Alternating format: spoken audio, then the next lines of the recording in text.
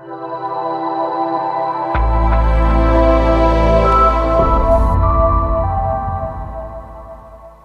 is Aftershocks right here on AftershocksTV.com, and joining us today, a man that is a part of one of the legendary bands of all of hard rock. In fact, he's actually a part of several legendary bands in the history of hard rock. The band, of course, I'm talking about right now is Foghat, with 50 years gone by with the mighty Foghat.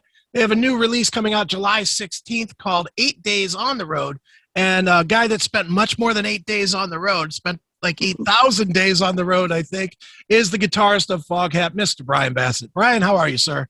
I'm doing great. How you doing, Chris? I'm great, man. It's great to speak to you, man. And, dude, I got to say, man, Foghat 50 years, and I'm sure you, like me, have been a follower before you were in the band. You know, you were a follower of the band long before you joined. So just looking at 50 years in a band that is still going and is still going strong, I mean, what is your initial reaction when you hear that number, 50? Well, 50 years of anything is a long legacy to have, and it's all thanks to Roger Earl, just keeping on all through the years from the very beginning. You know, of course, all the way back to Savoy Brown, and when him, Dave, and Tony left Savoy to start up the band, added Rod in there, and I'm going on my 24th or 25th year, so, you know, they had 25 years before that, so that's pretty amazing, really. It is crazy. They were an old band before you joined, and now they've got that much more history. It really is amazing. You know, I got to tell you, Bryan, this is a little before you joined the band, but the first time I saw Foghat was in 1987. I saw them. They actually, I was stationed in the military. I saw them in Korea. They came over on one of those USO tours and played in Korea. And it was this high energy show. You know, there were a lot of bands that came over there, but they're like America and stuff like that were not powerful. And Foghat was so powerful. And I've seen you guys since, you know, as recently as I think 17 or 18, somewhere in there. And it's still just as high energy. You know, for you guys as a band, how do you get that continued energy to come out and play every single night, you know, because you're playing a lot of the same music that you've played 10,000 times now? How do you find that energy to bring it every night? Well, I think the material itself lends it, you know, to just rock and roll energy. I mean, Lonesome Dave was a fireball on stage, and the band has always been known for their high energy live performances. I think that at their heyday in the 70s, they were probably, if not the most, you know, touring band on the road. I think they did more dates than just about anybody for several years there. They always, you know, exuded all that live rock and roll energy, and we take it from the crowd, and they feed us, we feed it back to them, and it's just good old rock and roll. You know, we have a couple ballads, but like Roger likes to say, you know, we don't do no stinking ballads. Nice. But Dave was a big fan of John Lee Hooker and all, you know, the Boogeyman, and so he always liked to get up there and just really lay it down. No question. And anybody that has seen the band then or now, you know, that's the amazing thing to me, is that, you know, there's a lot of bands that have passed like the 30, 35 year mark. And most of them, even if they were heavier rockin' bands in the 70s, 80s, whatever, now they've mixed in a lot of keyboards. They've mellowed it out a little bit. They're playing more toward the soccer moms type of a crowd. You guys have done none of that. You know, you've brought in like yourself or Charlie, you know, different players that have joined the band, but you guys all bring that same intensity, man. That's admirable. And I think we all came from the same, you know, experiences and references and music of what we liked. And I think me and Charlie fit in there because it's our natural style, you know. We try to play the material with the same amount of enthusiasm and put our little bit of personal touch on it, but staying true to the songs that were as they were written and recorded is our main goal. And you can't help but play them with energy because the songs just don't work otherwise. Yeah, I can't imagine a boring version of Slow Ride or You Fool for the City or whatever. It probably wouldn't work. No, it just wouldn't work, you know, and you can feel it, you know, and you just have to play it with energy or the songs just don't sound right. Sure, you're absolutely right, man. Well, Brian, let's talk about the new release, the 8 Days on the Road. It was recorded at Daryl Hall's place, which is has become or has had become this great place for bands to really kind of shine, in a bigger forum than they probably have in recent years. He really built quite a thing, and it really, as a fan only, and you can tell me more than I can. As a fan, it really seems like there's something about that room, that environment, that brings out that little extra oomph for not just your band, but for everybody that has played it. So talk a little bit about that experience and just why you guys chose to release that for the 50th anniversary marker. Well, live recordings for us have been our go-to thing. I mean, it's almost like a marker in time. Seems like every 2 or 3 years, we do release a live thing. And Foghat Live in the day was the biggest selling Foghat record. So for us, it's a marker in time. Daryl Hall's club in particular, I mean, we don't usually play small venues like that. So it's almost like a rehearsal room. Sure. But they have a sound crew there that is so expert, and the room is sound treated. They have an on-site staff of great recording engineers and great equipment. So for us, it was a perfect venue to just capture it, and they're set up for video. So we said, well, it is the 50-year anniversary, and so it's not a big giant concert hall, arena show. It's a small, intimate venue, but with really good sound and really good video capabilities. So it was the perfect place. And you're right, Daryl, between his TV show and this nightclub set up really specifically to cater to bands recording. It was a perfect opportunity for us to get something down. Sure. On this anniversary year. Absolutely. It really is kind of a cool thing that a guy that's had, that kind of, obviously Daryl Hall & Oates has had the biggest of the biggest success ever. It's cool of somebody like that to put their time and their money into such a project like that still supports bands. It still is about, it's kind of, it seems like it has almost like that same quality as we all had, you as obviously an experienced guy and me as a failed musician, but still we all had that hunger when we started. We were all going to take over the world. And it's great to have somebody like that still putting their time and energy into that. No? Oh, absolutely. And, and it shows a different side of bands, I think, than a lot of other, DVD kind of recordings. I mean, everybody loves to feel like you're at a big giant show, but to cater to musicians and show a different side, more intimate, more up close, and especially on his TV show, he does a lot of interviews, and it's just real relaxed. So yeah, it's a real different experience, and him being paying such attention to bands' needs.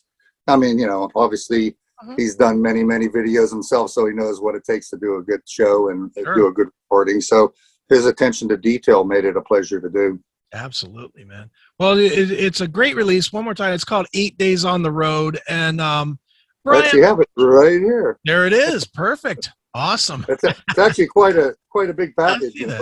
We got tons of pictures. You got your DVD in there and 2 CDs. There's lots of stuff going on there. So yeah, it's a pretty cool package we got going on. Hope everybody has a chance to check it out.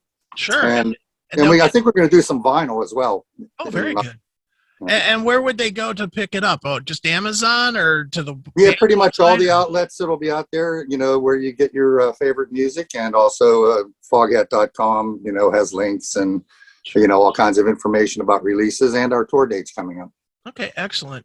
Now, speaking of touring, which has always been Foghat's first and foremost business, Brian, the audience changes over the years, and especially for a band that's been around this long, the audience grows and shrinks, because people pass away even, and stuff. But what do you see now as the audience breakdown? Do you see a bunch of old people? Because I don't envision that. I envision that like younger people find Foghat.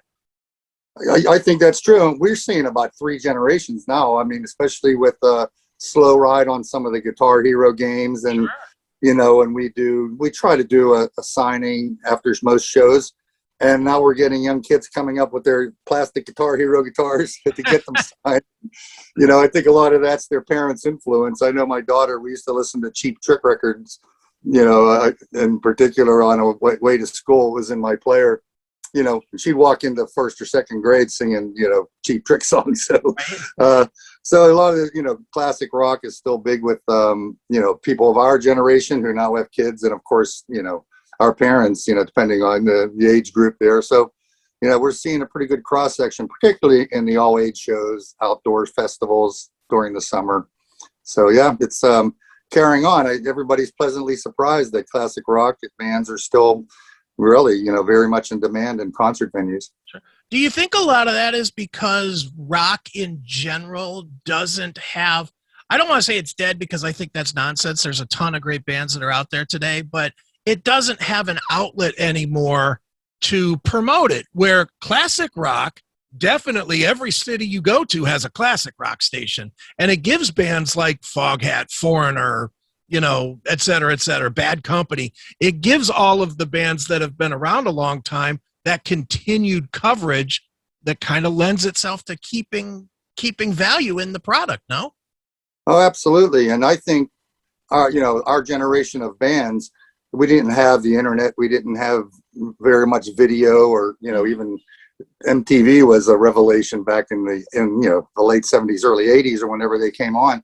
So all the bands of our ilk played live, you know, and not extravagant, you know, sets. So everybody in the classic rock realm can play their instruments. I mean, look at Kansas. Yes. I mean, the list goes on and on. So everybody were concert performers. So I think that, you know, pays dividends now. When you go to see any classic rock band in a big venue, they're able to cover the stage professionally, sound great live. I mean, that's a big deal that, you know, these people have been playing their instruments now for 30, 40 years, and they're just great musicians. So that lends a lot to longevity, I think.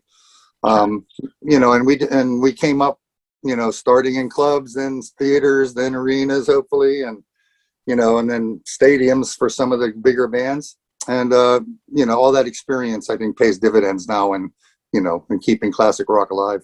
Sure. Do you think, and I'm really just curious, do you think that the immediate availability of music today is more of a problem than a help? And I'll explain exactly what I mean. When I was a kid, I'm 52, and when I was a kid, you know, if somebody went to the Foghat show and came back to school the next day and were like, "Oh, you got to hear this band I checked out. You know, I checked them out, and there was a great tune here." Well, we didn't have the internet to go look it up. Go, okay, boom, like it, or 30 seconds later, nah, not my thing, gone. You know, it was more. Then you go sit out in their car at lunchtime and listen to the tape, and, you know, and talk about it, and then you can't wait for the show for the next year until the band comes back. All of that's gone now, and I think that anticipation of bands has left us to where it doesn't allow you to gain, you know, excitement toward music anymore. Do you agree? I definitely agree. When a new album came out of your favorite band back in the day, it was a communal experience with your friends. I mean, somebody, you know, got it on the day of release at the record store, and then you and 5 or 10 of your buddies would sit around, and whoever had the best stereo was the venue. Yeah. And you slap that on and, you know, pour over the album art and look at every, you know, read every word, look at every picture, listen to every song over and over again. You know, I think that kind of excitement and anticipation is definitely missing. Sure. You know, but you know, it's a dual-edged sword, this digital world. You know, I mean, there's so many bands now that would have never got exposed or got record deals back in the day. I mean, the cream did rise to the top in the old days, but you had to have a record deal to have a record. I mean, it was just, you know, there was no recording on your laptop in your garage and putting it out, right? You know, internet. So to the fact that there's a lot more music available, that's good. But, you know, I mean, I think that anticipation, like you said, and the excitement, you know, year to year, and, you know, because all you had concerts and you had your record. I mean, that was it. Right. You know, so yeah, that exclusivity is gone, but you know, also the world's a whole, you know, totally different place now. Sure. No, you're absolutely right. You know, speaking of records, you know, I really wanted to commend you, since I haven't spoken to you, on the last record that you guys did, which is unbelievably 6 years ago now, but Under the Influence was really strong. I thought I loved the title track. I loved your slide guitar in the title track. I loved Knock It Off. I just thought it was a great record that I think because of the age of the band and, the heritage nature of it, it's like, oh, Foghat has a cool new album out. Okay, let's listen to Slow Ride. That's kind of the nature of what everybody does now. But I thought it was a great record. I'm just curious, are there any plans to do more music, or have you guys kind of completely settled into being a touring heritage band at this point, or what are you looking at? Well, we're actually in the planning stages now of a new studio record. Oh, great. And we're going to do it along the lines of Under the Influence, which, was a tongue-in-cheek title, but it was referring a lot to our musical influences. Sure. And I think we're going to do another record along those lines, where we take some old blues songs and put the Foghat touch on them, put a couple originals in there, and but very much in the style of Under the Influence. We don't have a title yet, but we're, in fact, this week I'm going over to Boogie Motel South, which is our Central Florida recording facility where I record stuff, and getting the drums set up for some recording sessions in the near future. So that seems to be our cycle, every year or two we put out a live record and then we put out a studio record. So yeah, we're definitely going to continue to record. Excellent. I mean, we just love to do it. It's, whether it gets airplay or not is, hard to say. Some of the blues stations, college stations, NPR stations, and we actually charted on that record, I think, for a week. So that was great.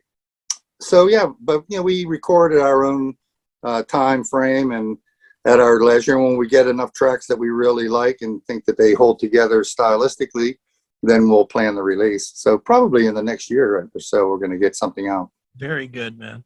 Well, Brian, you've obviously been in bands that unfortunately have had band members pass away, in the life of the band. And as a music fan, we see it one way. We see the announcement of it and 5,000 people saying, oh, rest in peace. Oh, this guy was influential on my career, blah, blah, blah. And then gone. And then 6 months later, we get the happy band photo followed by the single and everything's all great. Real world, I know it's different. I know it's a very different thing. So I was, as far as you want to go with it, if you would take us inside that a little bit, what it's like, the first rehearsal after a death when you go in, is it really awkward or does it take a long time before you feel comfortable with the new guy, or do you spend the time saying, well, that isn't how he would do it? I mean, take us inside that a little bit, because a band is like a marriage, and to lose a spouse and just replace it is really kind of odd. Well, that's true. And I'll use Lonesome Dave as an example. I mean, I played with Dave in a Lonesome Dave's Foghat, which essentially was a solo band. And we became best friends. In fact, he was so influential in the direction of my life in the late 80s. I played with him for 4 years. We became best friends. Then I went to Molly Hatchet for 7 or 8 years. Met Danny Joe Brown, who was quite the character as well. And but then when Dave asked me to rejoin the band in 2000, it was a joy. But we only got to play together for 1 more year before his illness took him. Right. And literally, I actually went back to Hatchet for a year while Roger, really decided if or when we could continue. I mean, he was such an integral part of the band. And Rod had retired then. He hadn't passed yet, but I mean, he eventually did as well. So, but when we met Charlie, actually, Charlie had sung in Humble Pie for a while as a replacement for Steve Marriott. And Roger remembered him and Dave seeing, doing a show with them and seeing him sing. And Dave saying, I guess, they went to say, oh, let's see who's covering Stevie's stuff, and we're impressed with Charlie. And really, he was the only person that we tried out. We flew to New York, and Charlie came in. We had the agency come down, and we played, for a couple days at SIR Studios in New York, and it was sort of a natural fit. He could cover Dave's parts without being a copycat. Sure. So, that was important. He had the same kind of stage presence and sensibility and rock and roll attitude that Dave did, but wasn't a Dave clone. Right. So that was important for us and important for Roger in particular to decide to keep the band together. Of course, Roger loves to play, so he wanted to, keep going on with his legacy. But yeah, it was very difficult. For almost a year, we had, doubts whether we would go on or just, go off and do other things. But the way it turned out, and this is 20 years ago now, hard to believe, but you're right, it was the chemistry. We all looked at each other and it felt right. And our agency says, yeah, sounds great. I think that we can do this. And so we did, Sure. Did it always feel right? Like even like the very first rehearsal, did it feel right? Or did it feel kind of like, oh, what's going on here? This isn't the same vibe. No, it felt really good, different of course, but I mean, it felt right from the jump street, first rehearsal, we played 4 or 5 songs, we had we were well rehearsed the band, and Charlie had, really boned up on the material before we met. But it was really pretty much instant chemistry. And I mean, and that's what we were looking for. If it would have been a little awkward, I'm not sure that, we would have, maybe tried someone else out, but it was fairly instantaneous. And, we hit it off as friends and as musical partners. Sure. So it was a surprise, I must admit, but also a pleasant one. And, absolutely. But, I lost my best friend, but I think of him every show, Sure. Well, and I don't think there's any way. I think everybody in the audience does too. To be honest, I mean, yeah, right, exactly. And there's Dave was the face and the vibe of Foghat. Right, and me as a slide guitar player, I mean, talk about big shoes to fill, Rod Price. So yeah, our goal is to, capture as best we can those vibes of the original recordings and the music, and bring that, to the fans. I mean, unfortunately, our friends are gone. But thankfully we have records. There's always the people that, want to compare the original group to the existing group now. I mean, it's funny, I'm like Ron Wood, I'm 20 years into the band, but I'm still the new guy, Right. And, but that's the beauty of having the recordings, and, and Dave, some, great performances. And we try to give, as good a rock and roll show, that would make Dave and Rod proud of our performances, covering their stuff. So absolutely, man. Well, it definitely works. Brian, obviously the pandemic shut everybody down, and a band like Foghat, I got to imagine the pandemic was way more severe than bands that are on like the 3-year album tour cycle, Talk a little bit about not necessarily the pandemic, but about what the plans are now as far as getting back out there. And are you guys looking to make up for lost time, or do you just take that as, well, that was a year that's gone and we move forward? Yeah, that's pretty much it. It was forced retirement for a year, and not the first 4 or 5 weeks was, oh wow, this is nice, being home. Right. After that, not so much fun. But we're getting back to our schedule now, and I'm starting in the middle of July. And we go do a couple shows a week, and we're slowly building up. The summer really is our major touring season. So we are, a lot of the shows that were postponed are now being rescheduled into the late 21 and early 22. So we're going to have a pretty full schedule through November. So we're really pleased about that. Excellent. But yeah, a year off, I mean, every musician in the world and every technician and every stage guy, have been waited with bated breath to get back to work. Sure. But it's really about the venues opening up, and all of us older guys got vaccines, so we're trying to protect our own health, being older people. But and hopefully, as the venues feel more comfortable into letting crowds back in, and that'll bring it all back. I mean, several bands, friends of mine, are playing 38 Special and Sure. Board, and Night Ranger. Everybody's schedule's starting to come back online. Mm-hmm. So I couldn't be more happy, and hopefully, this year is just a crazy blip, Right, exactly. Is it difficult to get your touring legs under you after taking I'm imagining the longest for you specifically, the longest break in your entire adult life? Yeah, that's true. And we go into rehearsals for a week before we start playing again, and we're planning to do that. For the week before we play our first show in mid-July. So we'll be rehearsing, and like you said, trying to get our stage legs back, and more importantly, my stage fingers. Stage fingers, but there might be some treadmill time just to get the wind back up too. Right? Yeah, true that. Yeah, that's right. I hear you, man. Well, I'll tell you what, Brian, definitely excited that Foghat is back out on the road. Can't believe that it's been 50 years. As a 52-year-old guy, you guys have been in my life, all of it, which is just insane when you think about it. But You guys have this great new release. I recommend everybody goes and gets. It's called 8 Days on the Road. It's out July 16th. And Brian, what am I missing, or where should I tell people to go to keep up with Foghat and tour dates and all that? Well, foghat.com has everything, and as soon as tour dates come online, they go right on our tour page. So that's the most up-to-date version of what's going on. And of course, we have links to different interviews, and everything Foghat is there. So that's the best place to go. All right, excellent. Well, one more time, 8 Days on the Road. It is Foghat, July 16th, and there it is. One more time, 8 Days on the Road. Awesome. Nice. Well, Brian, just want to thank you once again, man, for joining us here on Aftershocks. Well, thank you very much, Chris. Pleasure talking to you, bro.